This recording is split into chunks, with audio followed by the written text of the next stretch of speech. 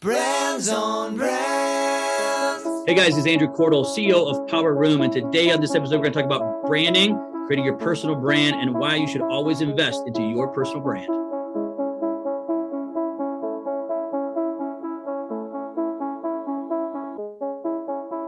In a world where content is king and your reputation is your brand, how do you build a brand that matters? Welcome to Brands on Brands, a home for those that think different and push their boundaries. This is where branding that matters lives. Now, here is your host, Brandon Birkmeyer. Hey, what's up, everyone? Welcome to Brands on Brands. I'm Brandon Birkmeyer, your personal branding coach, and I believe that building a brand that matters is the only way for a person to thrive tomorrow.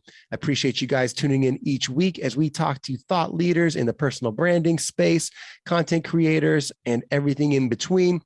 And we're here to bring you guys that advice, to tell you how they did it, to go behind the curtain and see what did they actually do to get this thing going.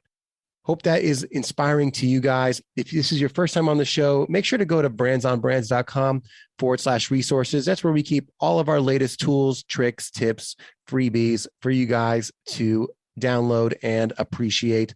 Other than that, let's get into what we're here to talk about today, which is our interview with Andrew Cordle. If you haven't heard of him, Andrew Cordle is an in-demand speaker, a brilliant teacher, and an accomplished entrepreneur and investor. He's the CEO of Money Is. It's also the name of his show on YouTube and podcast. His company is dedicated to bringing financial and investing literacy to the masses. Andrew's passion is sharing the secrets of the wealthy 1% with the 99%, as well as sparking the fire of creativity and motivation inside entrepreneurs. He is also a 3-time Amazon best-selling author, a sought-after wealth strategist, and chief editor of Money Is magazine. He generated over $100 million in sales in a 3-year period through his platform speaking engagements, which we'll talk about today. And really what we're diving into is how Andrew built his personal brand, the power of perception and brand experiences, which you'll see he is very detailed on how he thinks about building brand experiences, and the value of investing in yourself, taking that first step. That's what we got for you guys today. All that and more on the show. Check it out. Brands on Brands. All right, let's get going. I'm excited to welcome our guest today, Andrew Cordle, to the show. Andrew, first and foremost, thanks for being here, man. Yeah, dude, happy to be here. I love branding.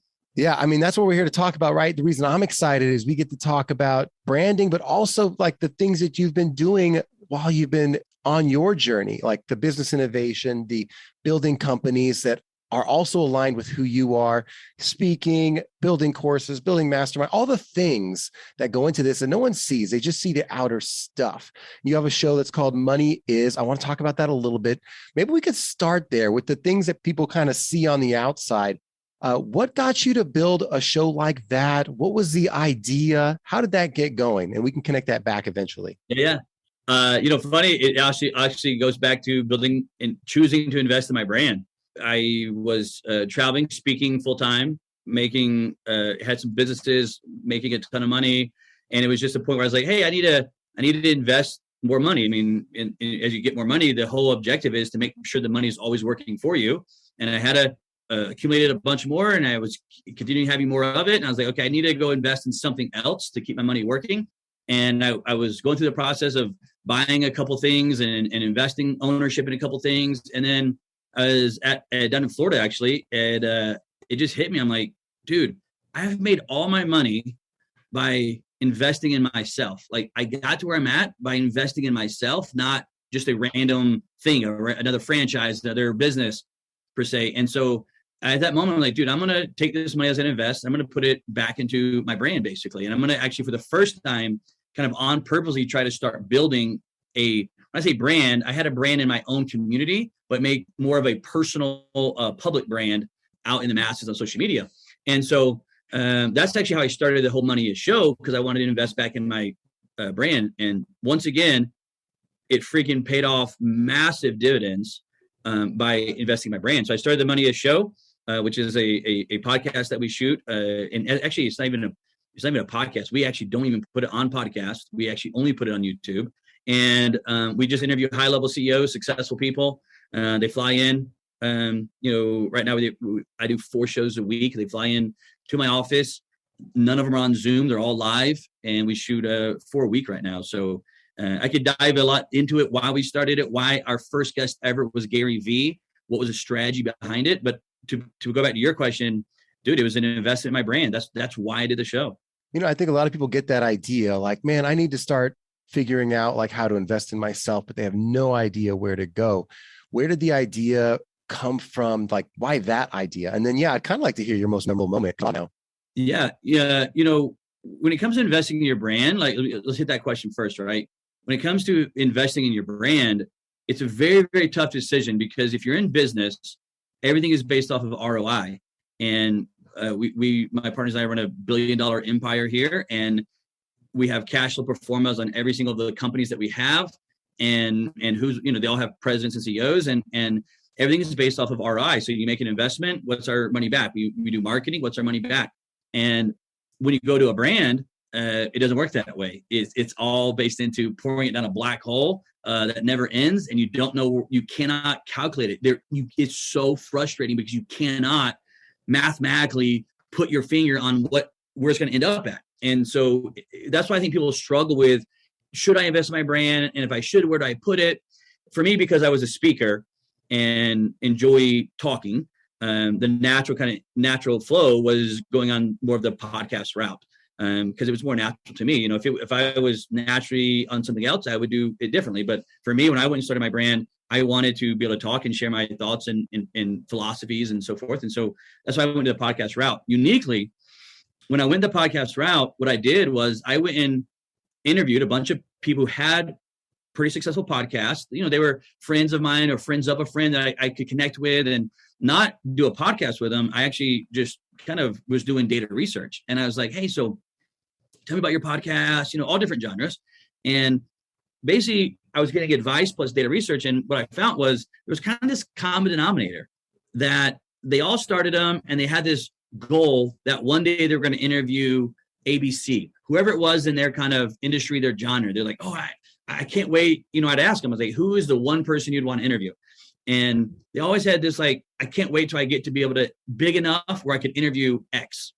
And I'm like, well, how long have you been in your podcast? And they're like, oh, I'm 2 years, I'm 4 years, I'm 3 years into it. And I mean, they were successful podcasts. I'm like, wow, Drew, do you want to spend the next 4 years, 3 years doing weekly podcasts to hopefully one day get to a point where you can interview this one person? And so I kind of tied branding and business together. And I said, okay, hey, I went back to my team and said, we're going to do a podcast. Here's what everybody's telling me is they're all trying to interview this person in their field. So why don't we just start our podcast with what everybody is trying to get to the end and see what happens? We'll just reverse the whole process, because that's where everybody kind of wants to get to. And so we sat down with the team and said, who's in our industry, the 3 people we want to interview or people would want to hear. And the 3 names we came up with Gary Vee, Grant Cardone, and Kevin O'Leary. And we came up with a list. We had them in no specific order, but that was the list that we came up with when we wrote it out.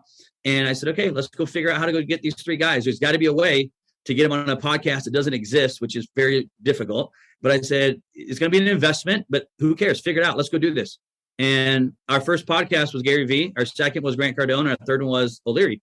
And what happened was, again, this was a huge investment. They did not let me come on for free. It was not like they're like, oh, yeah, I'll come on your podcast with 0 viewers and 0 shows for free.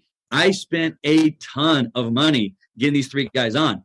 And I didn't know exactly what was going to happen from it. Matter of fact, I thought when I interviewed them, I thought, oh, well, maybe we'll connect and actually do some business together and so forth. And I thought maybe that's how I would recoup it, because I couldn't come up with a return. And none of that happened. 0. None of that took place. The one other idea that I had going into it was like, well, maybe if I interview these 3 first, I bet at least I'll be able to get a lot of other people on my show. And sure enough, that right there played all the dividends you could imagine. I interviewed those 3 guys. I will honestly, God, tell you, they're horrible interviews. You should not watch them. They're not good. I did a horrible job at them. I didn't think that part of it through. but we made a sizzle reel out of them. And now what happens is, dude, I have more CEOs trying to line up and get on my podcast than people could understand. And again, understand this is a podcast that you have to fly to my office. You have to book airfare, hotel, rental car, food, come here, take a day off of your job or company that you're running just to be on my podcast. And we have 4 per week fly in right now to sit in my office, which I'm in my office right now, to be on my show. So dividend wise, and then how we monetize that, I would dare say I probably have one of the most high return.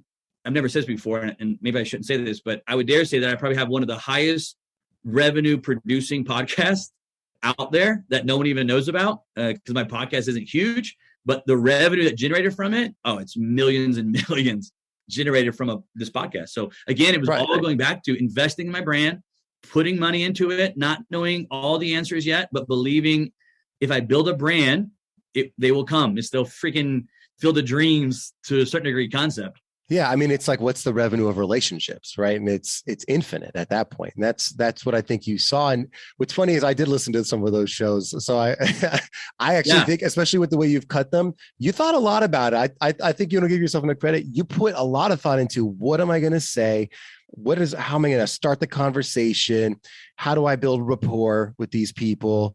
And if nothing else, even if the conversation I can't control, I'm going to bring a team with me and all the goodwill that I can to get the most out of this because you did think of it as an investment. I think that that's a different mindset than a lot of people have when we talk about personal branding. So I want to maybe take a step backwards and maybe set some foundations here because we say the word branding, but I don't think like everyone thinks about it differently. So if you had to define what your mindset was in terms of like what you thought of like what branding was going to be for you, what did that look like in your head? Yeah, great question, man. And I think there's a lot of people that just do not understand the word branding. And a lot of times it gets thrown into branding, gets thrown into marketing. And it's like, branding and marketing. And that they're somewhat looped in together. And there's a little bit of overlap there of connecting because they're bridges to each other, but they are standalone, their own thing. And people don't understand that. Quickly, what I would just say is just understand it from branding / business. And I look at them as 4 categories. You have branding, you have marketing, you have advertising, and you have sales. So those are the 4 kind of buckets as how I view as I started this process: branding, marketing, advertising, and sales. And if you back it up for a second, just understand it.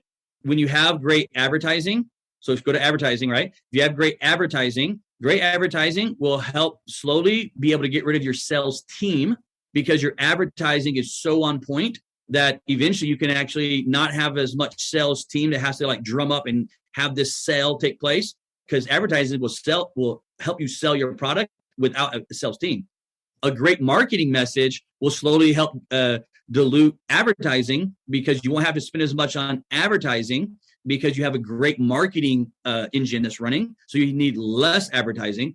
But if you get to a massive brand and you can have great branding is the one that can overtake all of those categories and dilute them. When I say dilute them, meaning I'm not saying they're going to go away, but the money will be way lower spent outgo from your standpoint when you have a super strong brand. So just kind of big picture, look at it from that standpoint. And the last thing I say is, here's a great way that I classify it. And I don't want to steal anybody's information. So Brandon could have got this from someone else. I read and study constantly, so I don't know. But the way I've always broken it down is sales is when you ask. Or let me back up. I'll go branding first. Branding is how you feel or what they feel. You put it for the customer, what they feel. Marketing is what you say. Advertising is where you say it. Sales is when you ask for it. So if you look at it from that standpoint, kind of break them all down now. And now let's go to the main one, which I think is the most powerful one that people miss, which is branding. Branding to me goes to how do you want to make the customer feel? And when I start any company, it doesn't matter, but whether it be company or my personal brand, when we start something, I bring in kind of my branding team and we go through the process of saying, okay, what do we want the customer to feel about us? And feel is a very, very powerful word because if you understand anything, all sales, which if you go back and look at my bio, I did $300 million on stage in the last 3 years. Sales is all emotional. So building a brand is to help eventually, whether it's branding, marketing, advertising, is getting to sales. It's in business, everything is sales, right? And that's not a bad thing. That's just how business operates. For us to be able to make money, we have to have sales, right? So if you understand that sales are emotional, branding is how do I want the customer to emotionally feel? So if I start my company or my personal brand on how do I want my customer to feel about me, if it's my personal brand, how do I want them to feel about me? So when you come on my show, let's say my Money is Show, the word that we use was experience. One word, experience. And the trick to all this, to me, Brandon, is, if you take brands and break them into 3 buckets, great brands, average brands, and sucky brands. Sucky brands, when you ask them, what does your customers feel about you? Where their head goes is, well, what have my customers said about me? And what's my Google reviews? And what's my customers saying? That's what people first think when I say the word brand is what I want my customers to feel. That's not what the answer is. It's to have a sucky brand, it would just mean that you're going to Google reviews or whatever it is, Yelp reviews, and your customers are saying something negative about you. So, okay, hey, you have a sucky brand because they're saying you have bad customer service, or you don't return phone calls, or your product sucks, whatever it is. And then you have the piece of it where an average brand, and maybe on an average brand, and I kind of even disagree with this, but average brand is like, oh, well, my customers love our customer support, and all they talk about is how great we are at communications and on the reviews. But a great brand is totally different. A great brand dictates and creates an environment that we determine what our brand is. We determine what the customers feel about us. And then everything that we do from here on out is focused around how do we make the customer feel what we want them to feel, not what they randomly, by happen chance on whatever day, talking to whatever one of my staff employees, and now that's my brand. My brand is controlled by me, and great brands come up with what they want the customer to feel. And then everything is focused on how do we make that customer feel that. And it's amazing because when we created the word experience for the Money is Show, that means that we sit down and we think through, okay, how do we make this customer feel a great experience with us? And that goes into, now it's like, well, how we contact them, when we contact them, when they get here, what do we do? When they land at the airport, what do we do? When they're driving into the show, what time are we going to send them a text message? Because we know that they're on the road, headed to our office to be in the show. So let's send them a text message at this time frame because we know they're on the road. Creating a parking spot for them, having staff pick them up downstairs. It goes through an entire, where they walk at through my building, what they see, what they smell. Dude, we thought through every last piece, and we continue to tweak it. Why? Because I'm investing in my brand. My brand has to create an emotional feeling to this person, and I come up with what I want them to feel and think. Therefore, everything that I do I buy this? Do I spend the money here? The question comes to, will that help my customer understand and feel my brand the way that I want them to? That's what branding truly is to me. Is me choosing what I want my customers to feel about me, and then investing my time, energy, staff, money into helping create that environment so they feel that certain way. Everybody has a brand, right? And it's easy. I'll say the last point, Brandon, I'll let you jump in. Everybody has a brand, no matter if you want one or not. And to simply put it into perspective, it's like if you just went up and talked to somebody and just whatever, you had a business meeting and you guys are talking, when you leave that conversation, there's a feeling that takes place. And that person feels a certain way about you, and you feel a certain way about that person, whether it be, I don't like that guy, and he was really pompous, or, he dresses, whatever it is. There's a feeling that takes place. That feeling is going to happen. It already happens. Like it already is taking place in your life right now. Brands are just choosing to control and dictate in a positive way what that feeling is, and not leaving it to happen chance on a random day at a random time at a random conversation. Yeah, and what I really like about that, and people probably need to rewind, but it's okay. There's a lot of intention there. There's specific, thoughtful intention around the experiences you're creating, and to the point, you're creating them. You've designed the customer experience, or the in this case, even your guest experience from top to bottom. And I think that's huge. I think figuring out, like, what do you want that experience to be, and actually going through those steps is a lot of maybe processes that not a lot of us have gone through, especially in the personal branding space. We just are winging it, if you will. Yeah.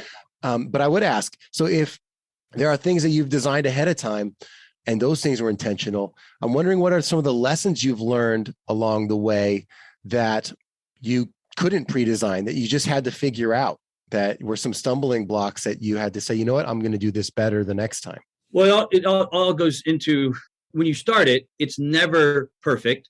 And here I am 2 years later of the show, and it's still not perfect. Just last week, we had another team meeting on tweaking stuff. And so one thing I tell the people who are trying to build a brand, as you create what that emotional feeling is you want your customer to experience, and now you start thinking through whatever it may be, you're always going to keep adding to it.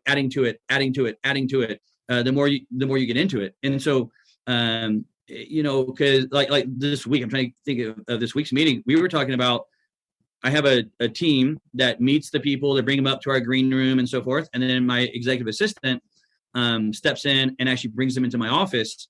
And the meeting this week was basically talking about, where does that actual transfer take place? Like, where does my money show kind of producer and my executive assistant, where do they transfer the client at? And I know this sounds funny, but we went and stood in the different locations in my office of where that transfer could take place. And I put myself in the customer's view. And I said, okay, so if we do it here, what does my customer see right now? What are they looking at in my office?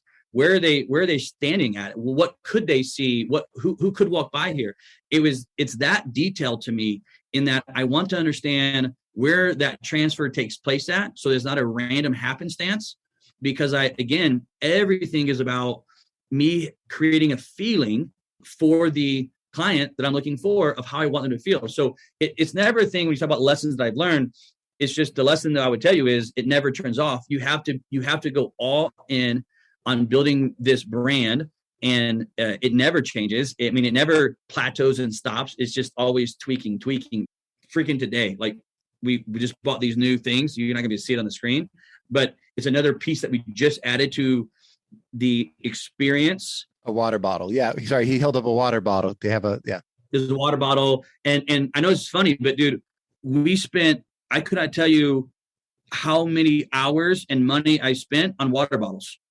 It's easy just to go say, oh, I'm just going to go to this brand, this swag place and buy water bottles. And here, now we have a water bottle with my name on it. And that's what most people do. For me, it's not that. For me, it's taking the time, investing in my team, having my team order a bunch of them. How does that feel? What's the look of it? How does it make us, if we were handed this, is this just a swag of crap that no one's going to care about? Or they actually use this? How big is it? Like, dude, there's so many things that go into it. And then we bring companies in and say, show us your water bottles, and let us look at them. And we went to places and got water bottles and looked at them. But you have to, in my opinion, to build a brand, you have to care that much. And honestly, most people won't.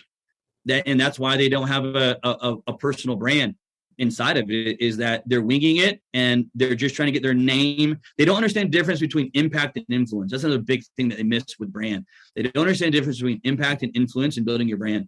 And really what I'm talking about right now is building impact that later creates influence, which is a journey that I'm on right now. But it's not understanding those two different things right there, of impact and influence. Yeah. I mean, I can see why when people come into your world and you start these conversations, you're building relationships, you already have a history behind you, but now you're bringing with that these great experiences where people are like, I like this guy, like whatever this environment is, it's working, we're gelling. I'm now open to different ideas. And, you work with CEOs all the time, and they might know that, but until they come and meet you, they may not be interested in joining whatever it is, program that any of us are building or whatever experience we're creating. But they know, hey, if he took this much care with designing his show, I bet you, Andrew runs the CEO, he's a CEO of Power Room. When Andrew's putting together a mastermind for CEOs, I know it's going to be of the highest quality, just with how he's treated me up to this point. And maybe I'm looking for that right now. And if you guys are interested in working with someone like Andrew, you could check out andrewcordle.com for anything along these lines. But these experiences, Andrew, these are what we're talking about here that I don't think we all think about. I'm curious if we kind of dive into this a little bit more. As you have now started giving other people advice on what they should invest in themselves and steps to take. What are some of the like places to get started that you would advise other people, like where to get started on this journey that you've been on? Do they build a show? Do they build a website, a logo? Like, what do they do? Like, do they start speaking? I know there's a lot of routes here, but what worked for you that you think, you know what, this is something that I thought was advantageous to me? Yeah, for sure.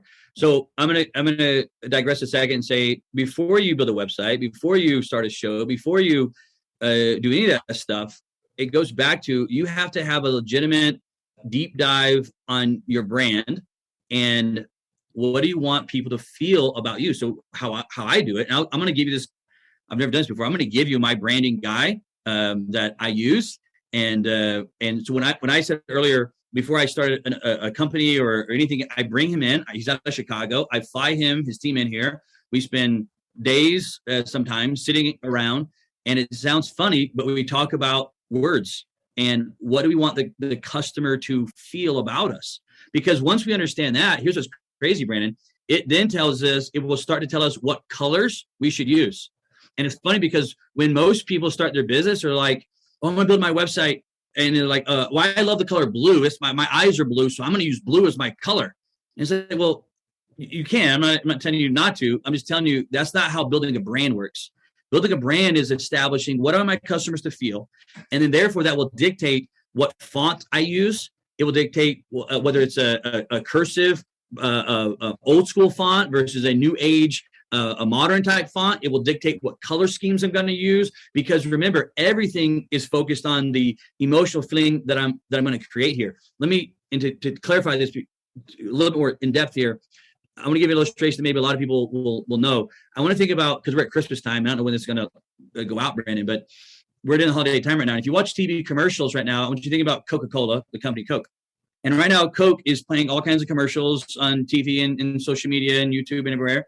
And during the Christmas holiday season, they use a lot of the polar bears.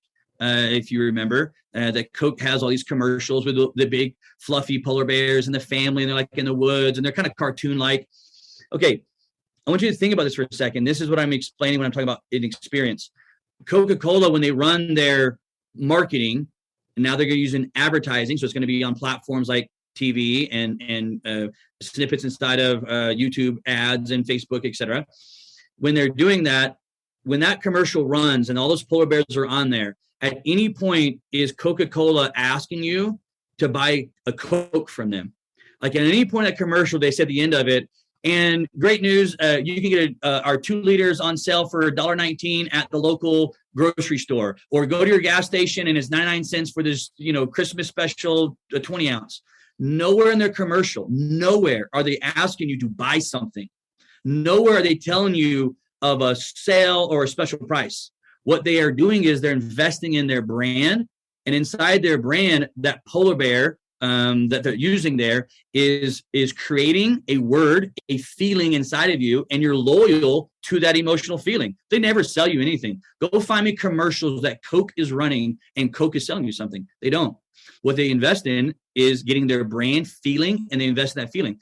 If you study Coke, I used to do a class on this, teaching what words that they chose. I don't know if you know the word that they chose or not, but most people, if I put on screen and kind of play with it for a second, they can actually figure the word out. And the word that Coca-Cola chose was the word enjoyment. And it just simply meant that anytime that what they wanted is what their whole process was, anytime that our customers are doing something that they enjoy, Christmas, enjoyment, barbecue, 4th of July, enjoyment, kids baseball game, enjoyment. Okay, so anywhere that there's enjoyment that the customers are going to have, we want Coca-Cola's brand to be tied to that emotional feeling. Therefore, all of their branding, marketing, advertising is driven around, when you feel or think of enjoyment, think of Coca-Cola. When Christmas time, you feel enjoyment, think of Coca-Cola, and go buy the glass bottle editions of Coca-Cola, because it's only at Christmas time we have these special editions. But they never tell you to go buy it. They never tell you where it's at. But they invest in that word, enjoyment. And I can go through brand after brand after brand that finds the word of their emotional feeling and then drives that. Then everything is dictated by that. So when I launched the Money is Show, my font, my colors, all that is built by the feeling. To give you where to start at, all this came back to, where do you start at? If I was you guys, I can only tell you what I use. I use a buddy of mine And Brandon, his name is Brandon, funny enough, but his company's called Brand, B-R-A-N-D, Brand Design. He's out of Chicago, Brand Design. And he just helps people walk through this process at a very deep level. He has all kinds of charts and graphs and asks all the questions and helps you create your brand, your message, and then where to advertise at. He doesn't do advertising for you. I know, Brandon, your background is in ad agency. He doesn't do that side of it, but he helps create the feeling, why you want it, what is this the right feeling? Is this the right thing? And then what's our message about that feeling is where he helps you create. So that's, I would start with that first. Then I would choose where to put it. Is it a website? Is it social media? Is it Instagram? Is it TikTok? Is it a podcast? That's like saying, let me go start my brand. I'm gonna go throw it on a podcast. But if your branding and marketing is not in alignment with your advertising, you're kind of just running chicken with your head chopped off. None of it is connecting to your people. It's very important to start at the beginning, create those, and then determine where to go put it out. Hope that answers the question, Brandon. No, yeah, absolutely. I think people took some notes for sure. Continuity, alignment, hiring out help, even like getting someone, if it's not your expertise, like get some help. Absolutely. I mean, there's different ways to do this. As we're coming towards the end of the show here, I want to lean two ways. I kind of want to hear what you're excited about for the future, but before that, I'm curious, was there a catalyst along the way? So you started on this road. Was there something that you started to feel like, well, this really changed the tide, or something really started to become fruitful in terms of you building your reputation? Any moments that stood out? Probably the biggest one where it really exploded. And when I say exploded, I'm really talking financially, because that's why people build brands. I mean, there's nothing wrong with it. That is why we build brands. Was when I was actually publicly speaking. And when I was speaking at different events, it was about wealth is what I was speaking on. I wasn't speaking on branding, I was speaking on wealth. And I was in my own life working on branding and investing in myself from a brand standpoint. But when I was in the room and understanding my objective was to speak on wealth and how to create it and what were the steps to it, I began to deep dive on all the stuff that I just told you about the experience. But inside of it, the word that I wanted them to fill was the word wealth, because that's where we were headed. We'd actually very, very rarely do we ever use the word wealth as well, which is a piece of the brand you got to understand. When I use the word experience for my podcast, I'll never use the word experience in any of my marketing. I'll never use, it's not in my office anywhere. We never say the word. But at the end of the show, my staff takes it back in the green room and they do some clips with them. And they'll always ask them, hey, tell us about what you thought about the show. And they'll always go, 9 out of 10 times, every one of them will say, it was the craziest experience that I've ever had. And that's telling me, it's data research telling me, I hit it. I'm doing what I'm supposed to. And where it first really, really paid off was when I was speaking, what we were trying to create was wealth in the room, and not ever using the word, but we had to establish that word. And so again, it went back into, what did I wear? I know this is funny, but what shoes did I wear? What socks did I wear? And I got deeper and deeper and deeper into it. And in that world, I got into three-piece suits with custom ties, custom suits. Every piece was built differently. Like, dude, I was spending so freaking much money. It was insane. But it was because I was creating a feeling in the room. And as I went deeper into that feeling, we hit $300 million from me on stage selling, creating this feeling in the room. Because remember, all sales are emotional. And when I was able to, a big breakthrough, when I was able to actually, for the first time, I could tie in me investing in my brand to create an emotional feeling about my brand, led directly to sales every freaking time. And there was about 40 of us speakers, and they were all trained professional, 12 years into it. And I was year one starting. And within 2 years, I became the number one speaker in the company. And then a year later, we almost doubled everybody's sales. And in the company, nobody could figure out why. They could, like, what are you doing differently? And they would send all these, they had me start training the speakers. They would send the speakers to me and say, watch what he's doing and say what he's saying. And what they can never understand is it wasn't what I was saying. It was the emotional feeling that I had created in my rooms. And the other speakers didn't want to invest that into the room. Therefore, they can never get to the level that I was at.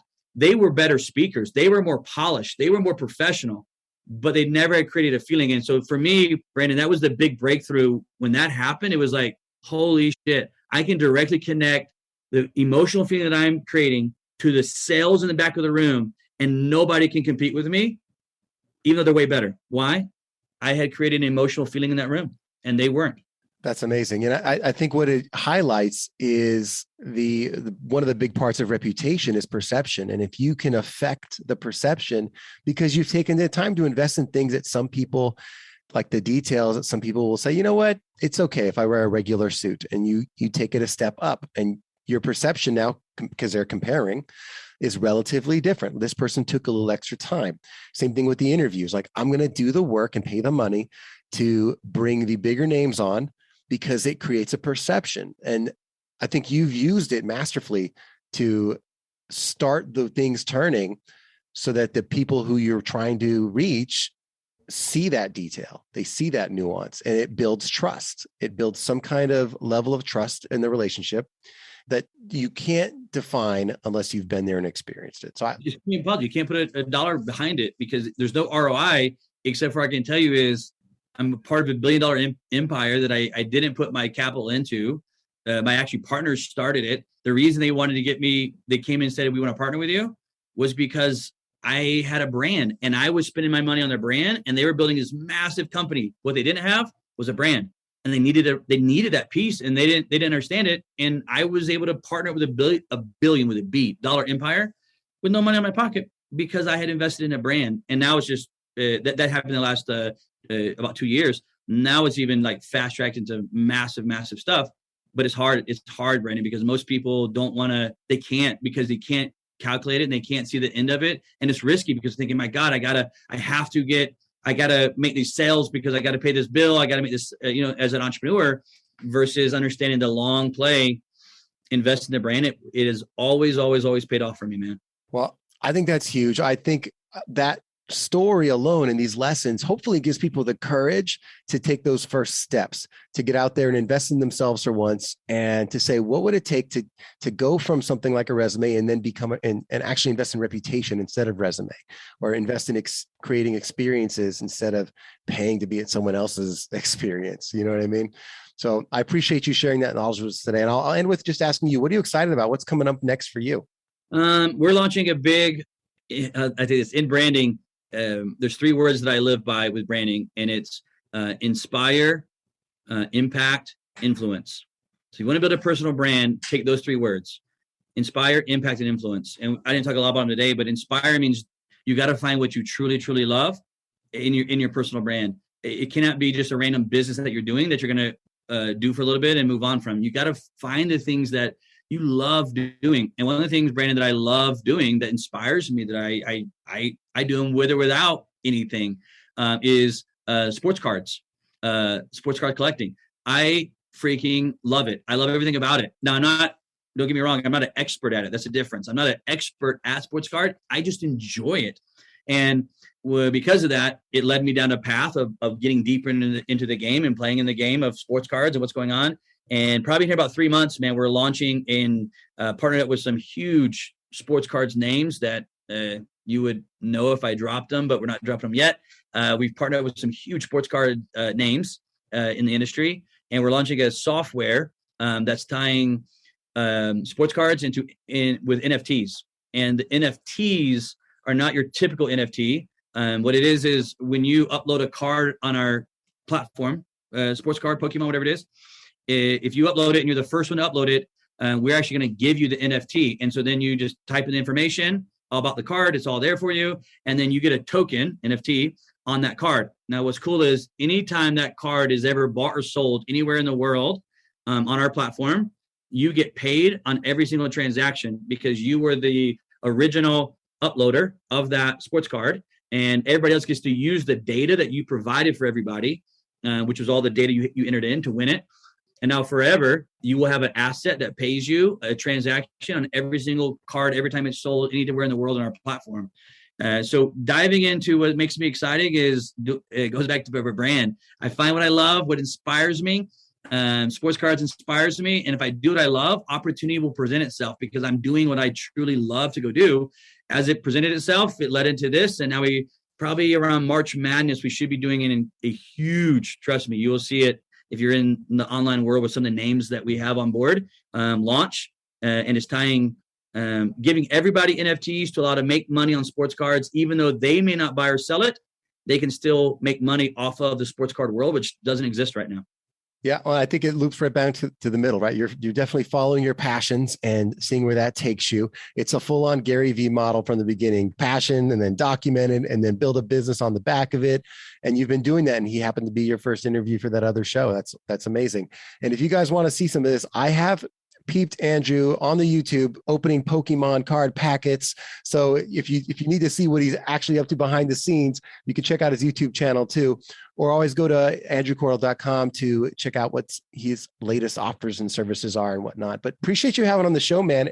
Anywhere else people can find you? Or is that the main place? Yeah, if they want to actually hit me personally, it's always Instagram. I don't do all the posting. I got a team that does it, but I actually do all the DMs there. And I love, my background is in education teaching. And so people DM me all the time, and literally almost every night I DM people back and forth privately. So if you ask me a question, hit me on DM and Instagram, and this is my first last name, and ask me a question. And I promise I'll try my best to actually help you. And it's actually me, not a bot. Perfect. Exactly. It has to be. It has to be. Yeah. Well, appreciate you, Andrew. Thanks for coming on the show today, sharing your knowledge with us and your experiences. I hope that inspires you guys listening. And I hope you guys take a little bit of action, see the value, and chase your passions. Get out there and build something that you love, even if it's on the side at first. I hope you guys have the courage to invest in yourselves like our boy here did and is better for it. Thanks again, Andrew. Appreciate having you on today. Thanks, man. Thank you, Brandon. And we'll catch you guys all on the next show.